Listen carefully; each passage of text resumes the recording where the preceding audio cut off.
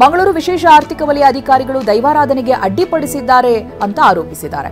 ಬಜ್ಪೆ ಸಮೀಪದ ಮಂಗಳೂರು ವಿಶೇಷ ಆರ್ಥಿಕ ವಲಯ ವ್ಯಾಪ್ತಿಗೆ ಬರುವಂತಹ ಕಾಂತೇರಿ ಜುಮಾದಿ ದೈವಸ್ಥಾನದಲ್ಲಿ ಧಾರ್ಮಿಕ ಕಾರ್ಯನಿರ್ವಹಿಸುವುದಕ್ಕೆ ಅನುಮತಿ ನಿರಾಕರಿಸಿದ್ದಾರೆ. ಹೀಗಾಗಿ ದೈವಾರಾಧಕರು ಅಧಿಕಾರಿಗಳ ವಿರುದ್ಧ ಆಕ್ರೋಶ ಹೊರಹಾಕಿದ್ದಾರೆ. ಸ್ಥಳೀಯರು ನೆಲ್ಲಿದಡಿ ಕ್ಷೇತ್ರ ಸಂರಕ್ಷಣಾ ಅಭಿಯಾನ ಆರಂಭಿಸಿದ್ದಾರೆ. ಕರ್ನಾಟಕ ಮಹಾರಾಷ್ಟ್ರ ನಡುವೆ ಬಸ್ಗಳ ಸಂಚಾರ ಇಂದಿನಿಂದ ಆರಂಭಗೊಳ್ತಾ ಇದೆ. ಮತ್ತೆ ಭಾಷಾ ವಿವಾದ ಹಿನ್ನೆಲೆಯಲ್ಲಿ ಕಳೆದ 4 ದಿನಗಳಿಂದ ಉಭಯ ರಾಜ್ಯಗಳ ಮಧ್ಯೆ ಬಸ್ಗಳ ಸಂಚಾರ ಸ್ಥಗಿತಗೊಳಿಸಲಾಗಿತ್ತು.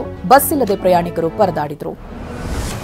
ರಾಜ್ಯದಲ್ಲಿ ಶಕ್ತಿ ಯೋಜನೆಗೆ ಭರ್ಜರಿ ರೆಸ್ಪಾನ್ಸ್ ಸಿಕ್ಕಿದೆ. 2023 ಜೂನ್ 11ರಿಂದ ಈವರೆಗೆ 400 ಕೋಟಿಗೂ ಅಧಿಕ ಮಹಿಳೆಯರು ಸಾರಿಗೆ ಬಸ್ಗಳಲ್ಲಿ ಓಡಾಡಿದ್ದಾರೆ.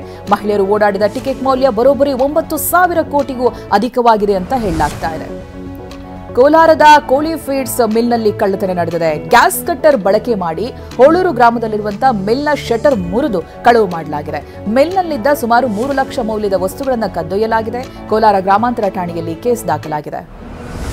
ರಾಮನಗರ ಜಿಲ್ಲೆ ಚನ್ನಪಟ್ಟಣ ತಾಲೂಕಿನ ಮುಂಗಾಡಹಳ್ಳಿ ಗ್ರಾಮಸ್ಥರು ಮೂಢನಂಬಿಕೆಗೆ ಸೆಡ್ಡು ಹೊಡೆದು ಶಿವರಾತ್ರಿ ದಿನವೇ ಬಾಡೂಟ ಸವಿದಿದ್ದಾರೆ.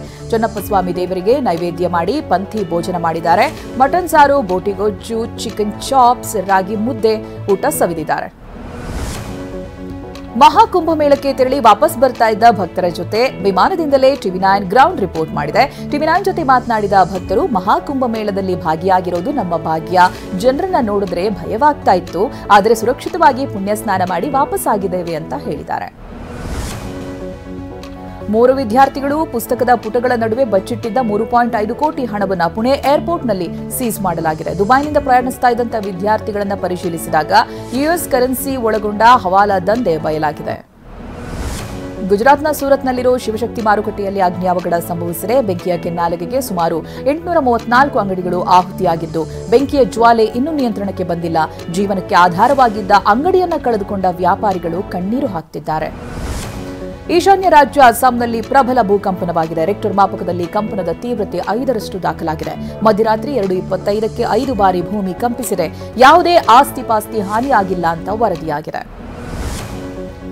ತೆಲುಗು ನಟ ಪೋಸಾನಿ ಮುರಳೀಕೃಷ್ಣ ಬಂಧನವಾಗಿದೆ. ಹೈದರಾಬಾದ್ನ ರಾಯದುರ್ಗದ ಅಪಾರ್ಟ್ಮೆಂಟ್ನಲ್ಲಿ ಪೋಸಾನಿ ಮುರಳೀಕೃಷ್ಣನನ್ನ ಓಬುಲವಾರಿಪಲ್ಲಿ ಪೊಲೀಸರು ಬಂಧಿಸಿದ್ದಾರೆ. ಪೊಲೀಸರು ಬಂದಾಗ ಮುರಳೀಕೃಷ್ಣ ಹೈಡ್ರಾಮಾ ಮಾಡಿದ್ರು.